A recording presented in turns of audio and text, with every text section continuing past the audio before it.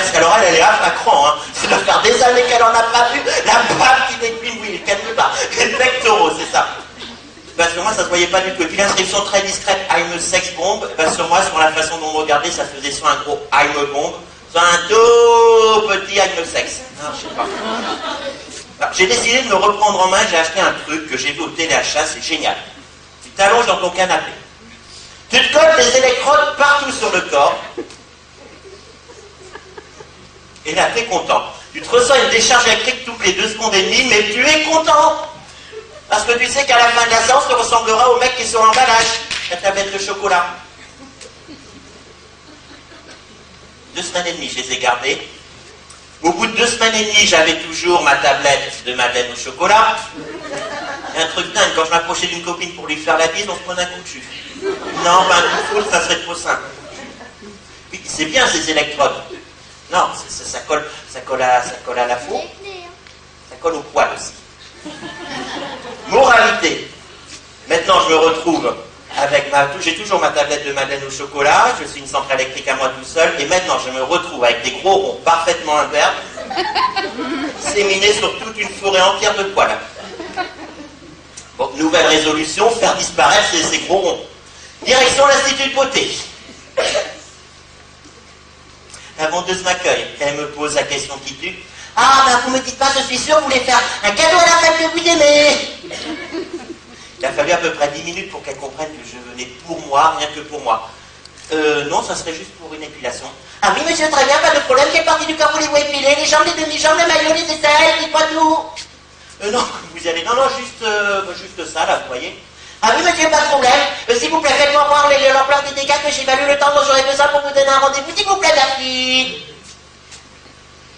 Alors là, messieurs, je ne sais pas si vous êtes retrouvés un jour dans mon cas, mais me voilà, tout seul, au milieu d'un institut de beauté, avec des produits de beauté que je n'ai jamais vus tout autour de moi, et devant moi, la charmante vendeuse qui attend de voir à mon torse velu, et derrière moi, 5 ou 6 clientes, ça allait de la jeune étudiante qui vient acheter son gloss pour les lèvres, à la grand-mère qui vient acheter son produit pour les corps aux pieds. Mais vous n'avez pas de petite cabine privée pour faire ça? Ah non, monsieur, je ne vais pas vous épiler maintenant, je veux juste voir pour que j'évalue le temps dont j'aurai besoin. Dépêchez-vous, les clients derrière, elles attendent. Oh, bah s'il y a que ça, je peux les faire passer, allez-y, j'ai tout mon temps, je peux attendre. Et là, à croire qu'elles se sont toutes passées le mot, elles sont toutes criées en chœur. Non, non, non, vous étiez là avant nous, c'est normal, allez-y. Me voilà donc, totalement dépité, en train de défaire lentement, mais pas sûrement, les 6 boutons de ma chemise du haut vers le bas. Plus je les défaisais, plus les bouts de poils montraient leur nez, plus je voyais les yeux de mon esthéticienne s'écarquiller. Et là, certainement intriguée par ce regard, la vue des ronds parfaitement imberbes, toutes les clientes de derrière se sont précipitées devant pour admirer le spectacle. L'espace d'un instant, je me suis pris pour un taureau qu'on expose au salon de l'agriculture. Sauf que moi, j'ai même pas eu Sarko qui est venu me traiter de pauvre con, et Chirac le lendemain qui est venu tâter mon arrière-train. Enfin, moralité, le grand jour arrive, le jour de l'épilation.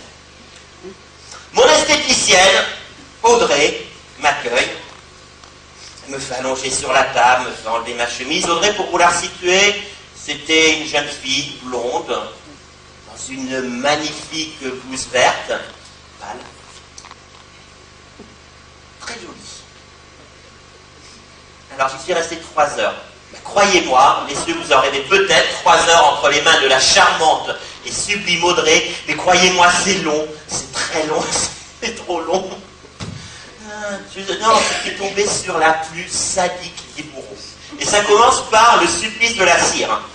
Elle était tellement impatiente de me faire souffrir que sa cire, elle l'avait déjà mise à chauffer depuis 3 heures.